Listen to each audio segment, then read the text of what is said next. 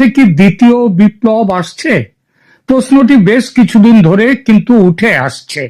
ফ্রান্সে নির্বাসিত ব্লগার পিনাকি ভট্টাচার্য তিনিও কথা বলছেন। পিনাকি বাংলাদেশে গত বছর যে বিপ্লব বা অভ্যুত্থান হয়েছে তার অন্যতম দীক্ষাগুরু। আর দুজন হলেন ইলিয়াস হোসেন ও কনক সারোয়ার।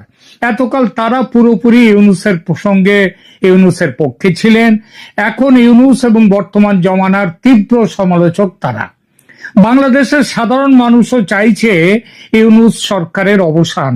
তাদের চাওয়া ফুটে উঠছে বাংলাদেশের সোশ্যাল মিডিয়াতে। সাধারণ মানুষ স্পষ্টত চাইছে আওয়ামী লীগ ও শেখ হাসিনা ফিরে আসুন। যদিও পিনাকিরা আবার আওয়ামী লীগ বা হাসিনাকে ফেরত চান না। তারা কি চাইছেন আসলে?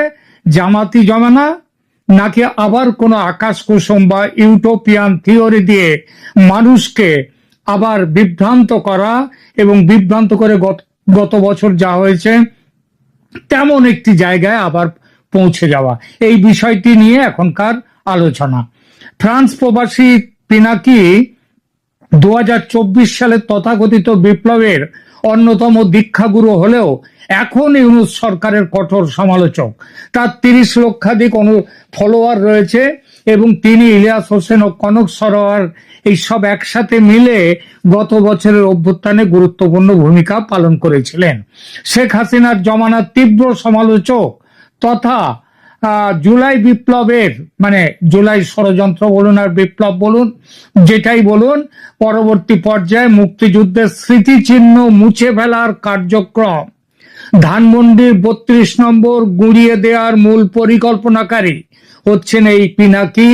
এবং তিনি এখন ইউনূসের এতটা তীব্র সমালোচক যে সোশ্যাল মিডিয়াতে পর্যন্ত ইউনূস সরকার তাকে নিষিদ্ধ করেছে। কিন্তু কেন এমন হলো? কারণ বর্তমানে ডক্টর মোহাম্মদ ইউনূসের সরকার একাধিক চ্যালেঞ্জের সম্মুখীন হয়েছে।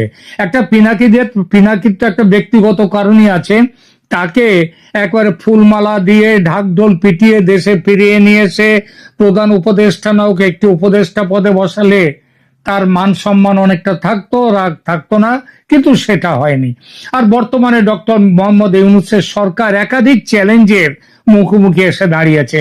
সেনাবাহিনীর সাথে নির্বাচনের তারিখ নিয়ে মতবিরোধ, বিএনপির চাপ, স্বার্থ সিদ্ধির জন্য আমেরিকার চাপ, ইউনূসের শূন্য কূটনৈতিক জ্ঞান থাকার ফলে যে একটা ভয়াবহ অবস্থা করে ফেলেছেন দেশের, সেটা, ভারতের সাথে খারাপ সম্পর্ক এবং বিপ্লবের অগ্রদূত যে ছাত্ররা তাদের নোংরা চেহারা বেরিয়ে পড়েছে।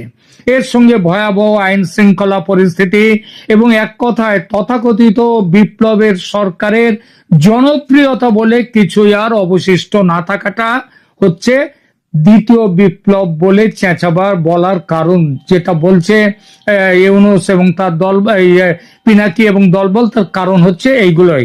আর এই সব কিছুর ওপর চলছে সেই ভাগের মা গঙ্গা পায় না কাহিনী। কিরকম?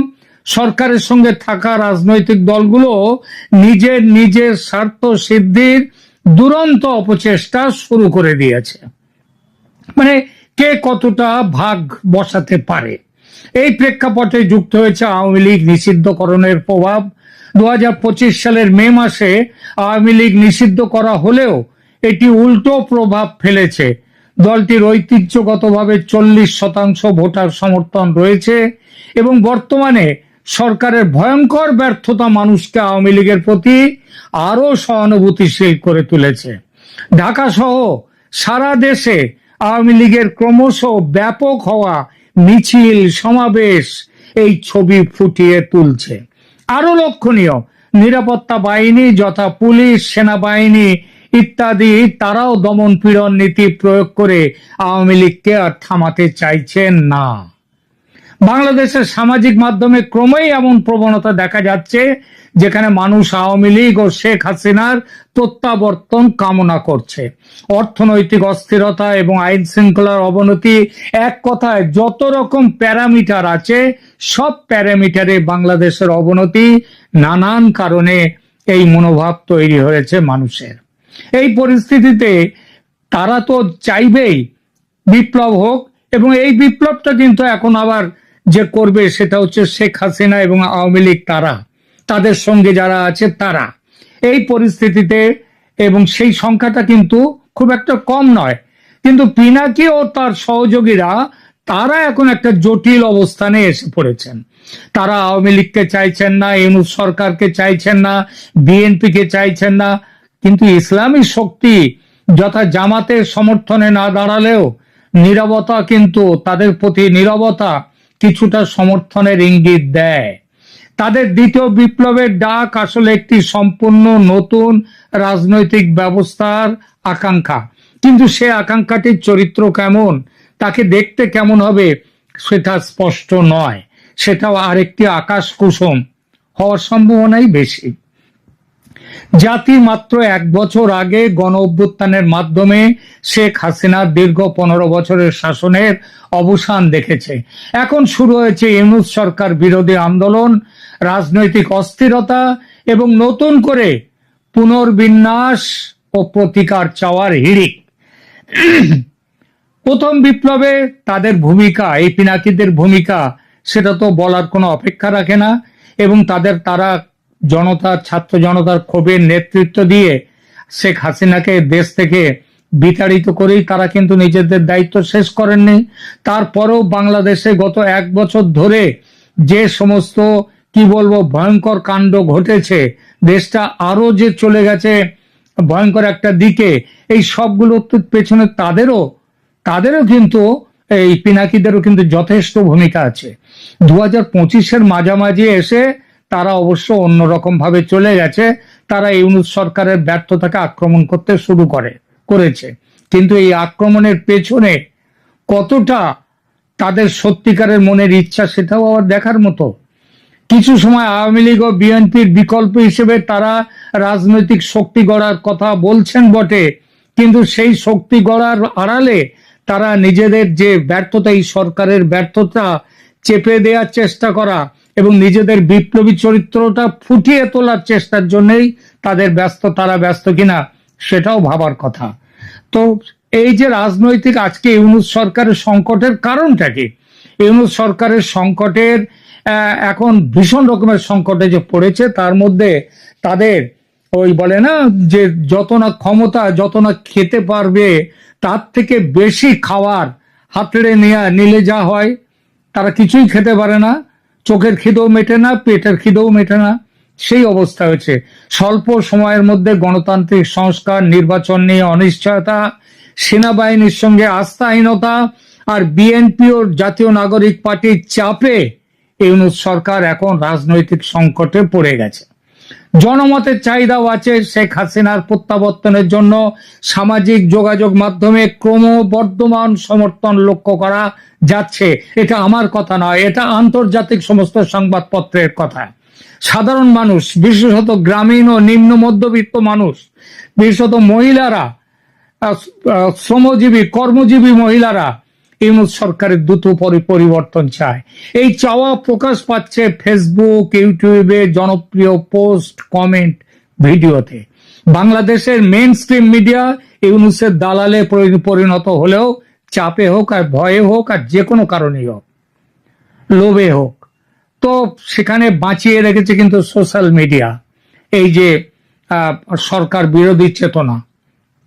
এর সাথে অর্থনৈতিক সংকট ও আইন শৃঙ্খলা ইউনূস সরকারের সময়ে একটা ভয়াবহ অবস্থার মুখে এসে দাঁড়িয়েছে। অর্থনীতিতে ধস নেমেছে, নতুন বিনিয়োগ নেই, কর্মসংস্থান নেই, উৎপাদন নেই, মূল্য বৃদ্ধি যথেষ্ট। আইন শৃঙ্খলার অবনতি এখন তো দেশে শোনা যাচ্ছে না, দেখা যাচ্ছে। সেখানে এখন একটা নতুন ব্যবসা হয়েছে, ইন্ডাস্ট্রি হয়েছে, সেটা হচ্ছে মামলা ইন্ডাস্ট্রি। মামলা করো, যোগাযোগ করো, ওদিকে উকিল খাবে, এদিকে পুলিশ খাবে, আবার ওদিকে রাজনৈতিক নেতারা খাবে, এই সমস্ত মামলা চালু হয়ে গেছে এখন। এই 2025-এর প্রথম 6 মাসে 1930টা হত্যাকাণ্ড হয়েছে বাংলাদেশে, এটা সরকারি হিসেব। এরপরে 4200-রও বেশি ধর্ষণের ঘটনা ঘটেছে, এটাও সরকারি হিসেবে। কতদিনের মধ্যে? মাত্র 6 মাসে। এবং তার মধ্যে আবার হিন্দুরা সব থেকে বেশি আক্রান্ত, তাই বলে মুসলমানরা আক্রান্ত নয় এমন ভাবার কোনো কারণ নেই। এছাড়া কয়েকশো সংখ্যালঘু নির্যাতনের ঘটনা ঘটেছে। বিচার ব্যবস্থা ভেঙে পড়েছে, যারা বিচারক তাদেরকে ভয় দেখিয়ে পদত্যাগ পত্র নেওয়া হয়েছে, তাদেরকে মারধর করা হয়েছে, এমনকি যে মানে কোর্টের মধ্যে আদালতের মধ্যে ঢুকে বিচারকদেরকে বহিষ্কার করে দেওয়া হয়েছে, বলে হয়েছে হয় মুচলেখা দিন যে পদত্যাগ করছি, স্বেচ্ছায় পদত্যাগ করছি লিখে দিন, নইলে আমরা ব্যবস্থা করব। ফলে এখন কি হচ্ছে, ব্যাপক রাজনৈতিক মামলা বেড়ে গেছে, কোনো বিচার নেই। মিডিয়া, সাংবাদিক আর শিল্পীদের হয়রানি শুরু হয়েছে, গণতান্ত্রিক অধিকার সংকীর্ণ হয়েছে। তারপরে গণমাধ্যম দমন, সেটা একটা বড় জিনিস। ইউনূস সরকার 8 মাসের একটা হিসাব দিচ্ছি, 640 জন সাংবাদিক হামলা হয়রানির শিকার হয়েছেন। স্বাধীন গণমাধ্যম বাংলাদেশে শেষ। ভয়ের সংস্কৃতি একটা স্থায়ী রূপ নিয়েছে। সাবেক মন্ত্রী, শিল্পী, মানবাধিকার কর্মী, সাধারণ ইউটিউবার সবাই নির্যাতিত। এর ফলে পিনাকিরা বুঝেছেন যে এখন এই সরকারের বিরুদ্ধে কথা বলতে হবে নিজেদের মুখ রক্ষার জন্য, এবং আগামী দিনে যাতে নিজেদের ব্যবসা, তাদের এই ব্যবসা আরো ভালো চলে। ব্যবসা মানে কি? ইউটিউবের ব্যবসা, ফলোয়ার ব্যবসা, প্রচুর টাকা। বিএনপি বা আওয়ামী লীগ এই দুটিকেই তারা সেজন্য খণ্ডিত, অযোগ্য মনে করছে। ইউনূস সরকারও কিন্তু জামাত সম্পর্কে কিছু বলছে না, ইসলামীদের সম্পর্কে বলছে না, কারণ পিনাকির 30 লক্ষ ফলোয়ারের বড় অংশই হচ্ছে ওই ইসলামী জামাত, ইসলামী দলগুলোর। ইউনূস সরকারের অপভ্রংশ থেকে তারা মুক্তি চাইছেন। এই জন্যেই নতুন রাজনৈতিক শক্তি, সমাজতান্ত্রিক প্রগতিশীল বাম জোট গড়ার নামে ইসলামী জোট গড়ার চেষ্টা চলছে। পিনাকি সর্বশেষ একটা ডাক দিয়েছেন যে কমিউনিস্ট পার্টি অফ বাংলাদেশের যে অফিস, সেই অফিসকে দখল করে নেওয়া হোক, নিয়ে বিপ্লবী সদর দপ্তর ঘোষণা করা হোক। এই ডাকটা গত মার্চ মাসে দিয়েছেন, তারপরে 6 মাস কেটে গেছে। এই 6 মাসে অবশ্য তাদের বিপ্লবী চরিত্রের অনেক পরিবর্তন ঘটেছে, কিন্তু মূল কথা হচ্ছে তারা চেয়েছে যে কমিউনিস্ট পার্টি অফ বাংলাদেশের অফিস দখল করা হোক। ইলিয়াস, কনক, এই যে এরা এখন জামাত এবং ইসলামী দলগুলো সম্পর্কে সবাই নীরব।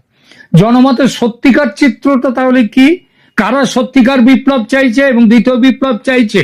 মনে রাখবেন, দ্বিতীয় বিপ্লব এই এরা পিনাকি ভট্টাচার্যরা যে দ্বিতীয় বিপ্লবের কথা বলছে, সেটা হচ্ছে নিজেদের পিঠ বাঁচাবার জন্য এবং নিজেদের আগামী দিনের ব্যবসা বাঁচাবার জন্য। কিন্তু মানুষটি চাইছে দ্বিতীয় বিপ্লব। শেখ হাসিনা, আওয়ামী লীগ ফিরে আসুক, এমন প্রবণতা আগেই বলেছি সোশ্যাল মিডিয়াতে ভয়ঙ্কর ভাবে দেখা যায় এখন বাংলাদেশে। ইউনূস সরকারের উপর চরম অসন্তোষ, বিশেষ করে গ্রামীণ ও শহরের শ্রমজীবী মানুষের মধ্যে এবং নারীদের মধ্যে, বিশেষ করে তরুণদের মধ্যে আবার নতুন করে বিপ্লবের পথে আসা। সেটা হচ্ছে এই বর্তমান সরকারকে, ইউনূস সরকারকে হটিয়ে দেওয়ার বিপ্লব। এই সবগুলোই আজকে ঝটিকা মিছিলে এই দাবি সর্বত্র এই দাবি উঠছে, ফিরে আসুন শেখ হাসিনা। এর সঙ্গে যুক্ত হয়েছে সেনাবাহিনী এবং আন্তর্জাতিক চাপ। সেনাবাহিনী প্রকাশ্যে সেনাপ্রধান নির্বাচনের দাবি তুলেছেন ডিসেম্বরের আগেই, কিন্তু সেটা এখনো পর্যন্ত ইউনূস নিজে ঘোষণা করেছেন ফেব্রুয়ারিতে নির্বাচন হবে। নির্বাচন কমিশন কিন্তু একটা কথাও এ ব্যাপারে বলেনি কবে হবে না হবে। এছাড়া আন্তর্জাতিক চাপটা কি? ভারত, ইউরোপীয় ইউনিয়ন, মার্কিন যুক্তরাষ্ট্র সকলেই নির্বাচন চাইছে, যদিও সকলেই একরকম নির্বাচন চাইছে না। যেমন মার্কিন যুক্তরাষ্ট্র চাইছে বা আওয়ামী লীগকে বাদ দিয়ে নির্বাচন হোক, যাতে তারা ওই হিউম্যান করিডর, তারপরে চট্টগ্রাম বন্দর, সেন্টার মার্টিনস আইল্যান্ড, এসবগুলো যাতে তারা পায়।